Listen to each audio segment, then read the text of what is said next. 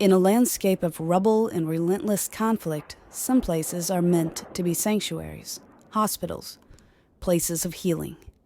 In the southern Gaza Strip, Nasser Hospital in Khan Yunis is one such place, a last refuge for the wounded, the sick, and the starving.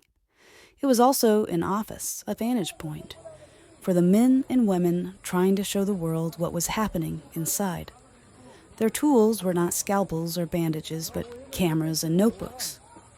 Among them was Mariam Dagga, 33 years old, a visual journalist. Days before her death, her lens captured the haunting images of children being treated for starvations on the hospital's crowded floors.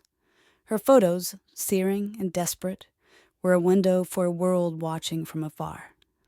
Then came Monday, the day the window shattered. 2 strikes in quick succession. The first blast hit the hospital grounds.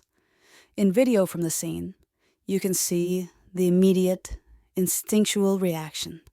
Journalists and rescue workers running towards the danger, not away from it. They climb an exterior staircase, a place they often use as a perch, a station to document the war. They were trying to report on the first explosion. They would become the story of the second. When the smoke cleared, the staircase was a scene of devastation. 20 people were killed. Among them, 5 journalists. Mariam Dagga was dead. Mohammed Salama of Al Jazeera was dead. Hussam al-Masri and Moaz Abu Taha, both working for Reuters, were dead. Ahmad Abu Aziz, a freelancer for Middle East Eye, was dead. For Reuters, the moment was captured in a sudden, chilling absence. Reuters said, quote, ahead of the first strike, it was showing a live video feed, filmed from the hospital when the feed suddenly shut down. The journalist filming the live video was killed in the first strike, end quote. The official statements came quickly. The Gaza Health Ministry confirmed the death toll. According to the AP, the office of Israeli Prime Minister Benjamin Netanyahu called the strike a, quote, tragic mishap, end quote, and announced an investigation.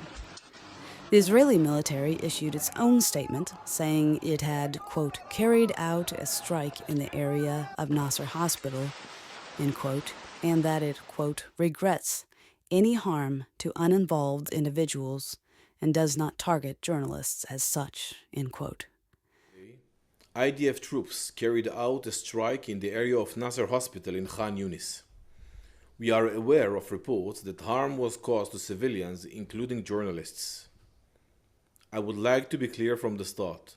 The IDF does not intentionally target civilians. The IDF makes every effort to mitigate harm to civilians while ensuring the safety of our troops. Israeli media would later report that the military had fired 2 artillery shells, targeting a Hamas surveillance camera on the hospital's roof. But behind the official statements and the grim statistics were lives. Mariam Dagga was a mother. Her 13-year-old son had been evacuated from Gaza earlier in the war. She, like so many she covered, had been displaced multiple times. The day before she was killed, she shared a short, somber post on Facebook, which the AP referenced. Quote, when you see the soil covering the most precious thing you have, only then will you realize how trivial life is, end quote. The incident at Nasser Hospital was not an isolated event. It was the deadliest day in what the Committee to Protect Journalists calls the bloodiest conflicts for media workers ever recorded. In 22 months, 189 Palestinian journalists have been killed by Israeli fire in Gaza. By comparison, 18 journalists have been killed in Russia's war in Ukraine over a longer period. Tabat Bruton, the Director General of the Reporters Without Borders, told the Associated Press, quote, they are doing everything they can to silence independent voices that are trying to report on Gaza.